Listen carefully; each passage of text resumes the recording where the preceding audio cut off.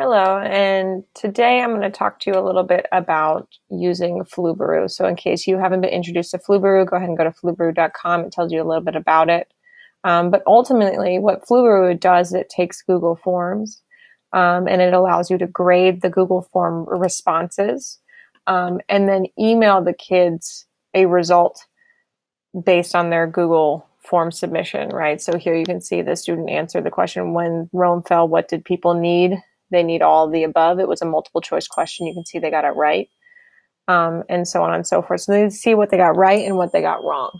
Now, the reason I want to talk to you specifically about it today is because you can use Google Forms to grade open-ended responses as well.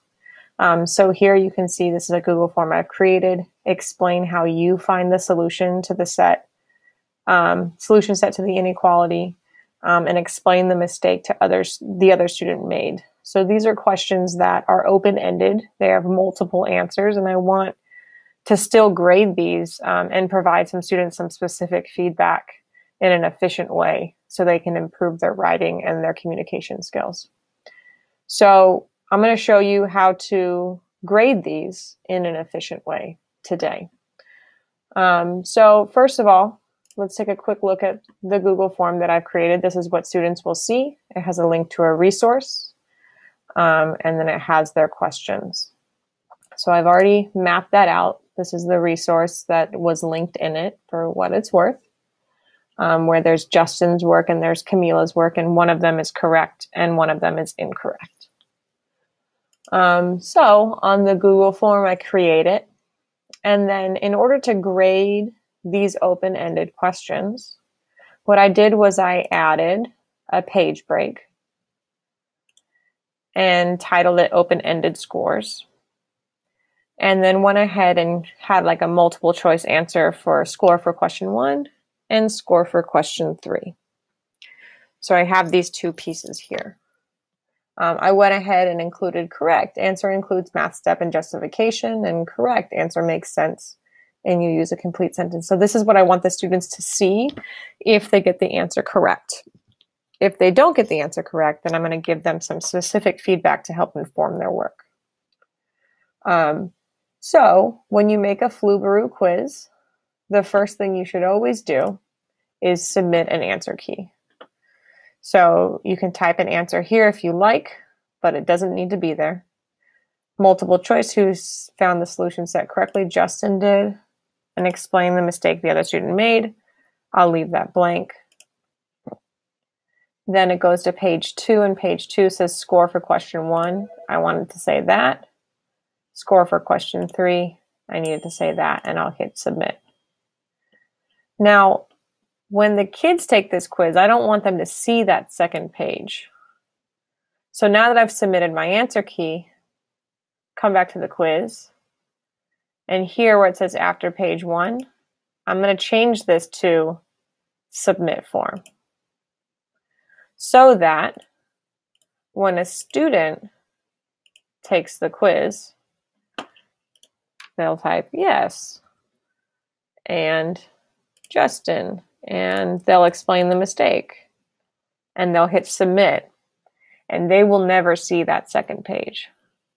So the only person that will see that second page was me, because I changed this to after they finish this question, they will submit the form. Okay. So that's setting up the form. So now you assign it to your students, all of them take it. You'll get the responses. The responses will look something like this. I went ahead and I changed this to wrap text so I could actually see all their answers. I made these cells a little bigger. And so what you'll want to do is you want to grade their answers here. So I'm going to go ahead and I'm going to take this column, which is the score for question 1, and I'm going to put it right next to question 1. Now, anyone who gets it correct, I want to have this answer. Then anyone else, I'm going to go ahead and I want to give them feedback. Now, I have 100. Well, I think this one actually is only at like 92 right now. I have 92 submissions to this quiz. And so for me to individually grade each of these and give feedback is going to take a very long time. So what I'm actually going to do is I'm going to use something called data validation, which will give me a drop-down box here. To do that, go ahead and add a sheet. And on that sheet, I want you to write the things that you want kids to receive if they get the question right, if they get the question wrong. So some things that I've chosen is I want kids to see correct, the answer includes, right? Or use of language is incorrect. Here's a correct answer. Or their answer is not specific enough. Here's a correct answer. Or they didn't actually answer the question. Here's a correct answer. And so these are the things that, generally speaking, the students are going to make mistakes on, and I'm going to give them feedback that their language is incorrect, or it's not a specific enough answer, or they didn't answer the question at all. And so to make a data validation box, you'll click here, and then go ahead and two-finger tap or right-click, and go down to data validation. And then list from a range is what we want. Go ahead and press that spreadsheet. And we're going to select the data that we want to create a drop-down box from.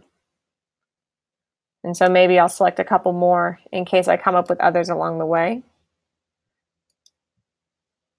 And then go ahead and hit save. What that does is create a little drop-down so that now I can very quickly give them feedback. So this ends up in all of them. Go ahead and just drag it all the way down your spreadsheet. So now this person, use of language is incorrect, or it's not a specific enough answer, or they did not answer the question at all. And I can really quickly do that. If I need to, I can click on the box and change it to use of language is incorrect, spelling is off. And I can add little pieces of feedback to each one. So to show you that one more time, I'm going to come over here. This is my question 3. So I want these to have different answers. So I'll go ahead and right click, data validation, list from a range, select the data, and I'll go to my sheet where I went ahead and I already wrote the responses I want them to have.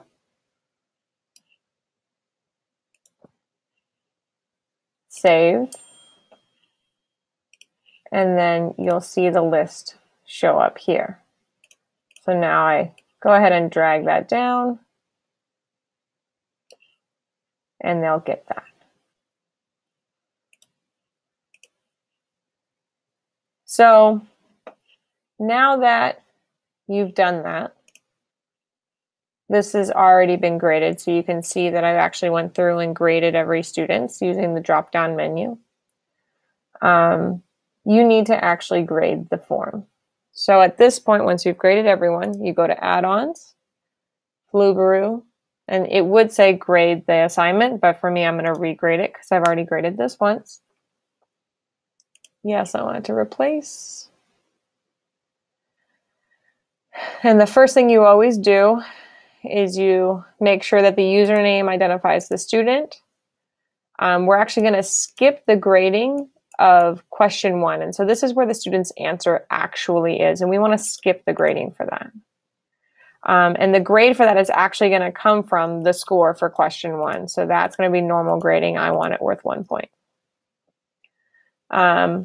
Question 2 was a multiple choice one. So that's normal grading. Question 3 was the other open-ended question. So we want to skip the grading for that. And then the score for question 3 will have normal grading. So again, you want to skip the grading of the student's actual answer because their score is going to come from these two here. We'll hit continue. Then you'll go ahead and select the answer key. And so mine was the answer key. It's the very first one.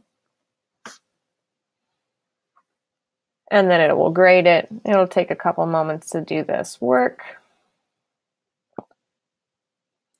And then once it's done, it populates this spreadsheet with their scores.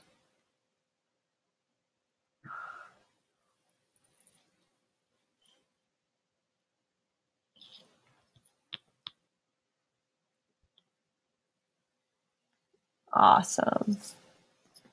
So once it's graded, what I want to show you is, for example, awesome. Octavio, for example, got 100% because he got the correct, you got this right for question 1.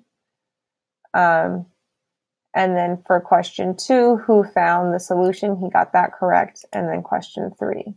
So Tiara, for example, she got 0 on these 2. But instead, when I email her this, instead of it saying your answer, it will say exactly what I wrote in that spreadsheet. So for Tiara, let's see if we can find her real quick. So for Tiara, this was her answer. And in the email, she'll get use of language is incorrect, right? And so my feedback to her is her language is incorrect, and there's an exemplar for her. And for the second one, she'll get rationale for Justin's mistake is incorrect. And then she'll get a feedback for an answer. So hopefully that helps you get started. Make sure you rewind and pause the video wherever you need a little bit more time to soak in whatever I am explaining.